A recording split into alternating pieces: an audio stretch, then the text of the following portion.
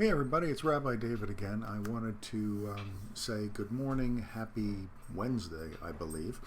Um, on the Hebrew calendar, this is the 15th day of Av, Tu B'Av. It's an interesting Jewish holiday named after the date in which it occurs.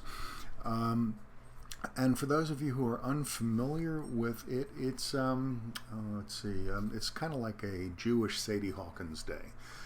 And for those of you who aren't familiar with that, anyway, if you're not familiar with that, it just shows you that I'm dating myself with Broadway musicals. But anyway, it's really about this extraordinary idea in our history, marked by this lovely story that Rabbi Danny Schiff shared earlier today, so I'm going to give him attribution. In the Talmud, it talks about Rabbi Shimon ben Gamliel saying that there were no days of joy in Israel that were greater than the 15th day of Av and Yom Kippur, because on these days the daughters of Jerusalem would go out in borrowed white garments in order to not shame anyone who didn't have one.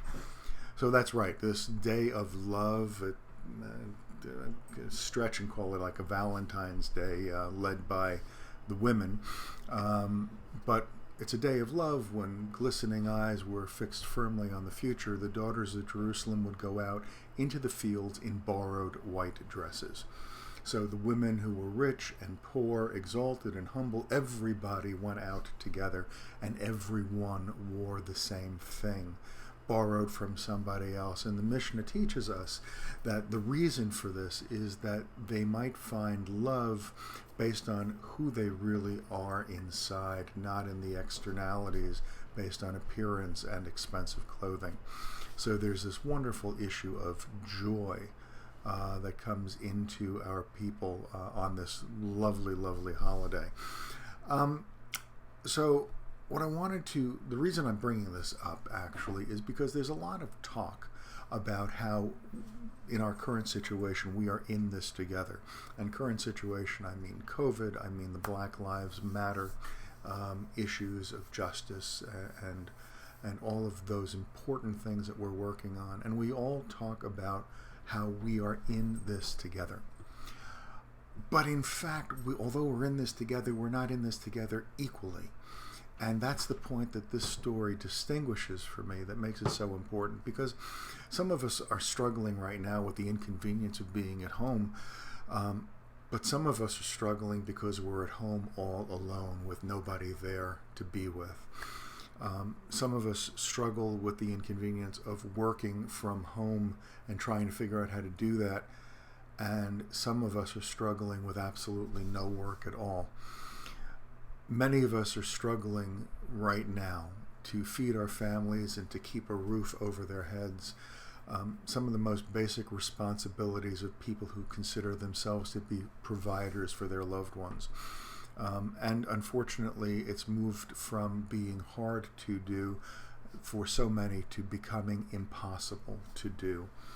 So from this is my takeaway. No, we're not all in this together in that we're experiencing it the same way, but we're all in this together that we're committed to helping one another.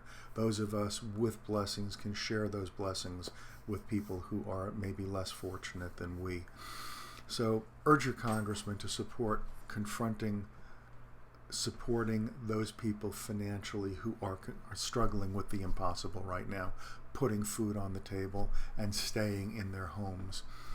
That's important. How we do that, urge them to figure it out in Washington and in your various state capitals too. Also, most importantly, the thing that you can really do right now that is so, so important, support the food banks that feed the hungry. People are actually going hungry nowadays. That is unconscionable in this day and age. That is unconscionable when there are so many of us who have so much wealth that we can't figure out how to share that wealth. Until our government can figure it out, until our economy can get back on its feet, we still have the capacity to ensure that no one in this country goes hungry. So reach out to a food bank, whether it's a local food bank, a national food bank, it doesn't make a difference. But reach out and support them with your dollars. Share your blessings, because this is something that we can do, and indeed it's something that we must do. So I wish you a very, very happy Tu B'Av, a 15th day of the month of Av. I also hope that you will stay safe and stay healthy, and I look forward to speaking to you again soon.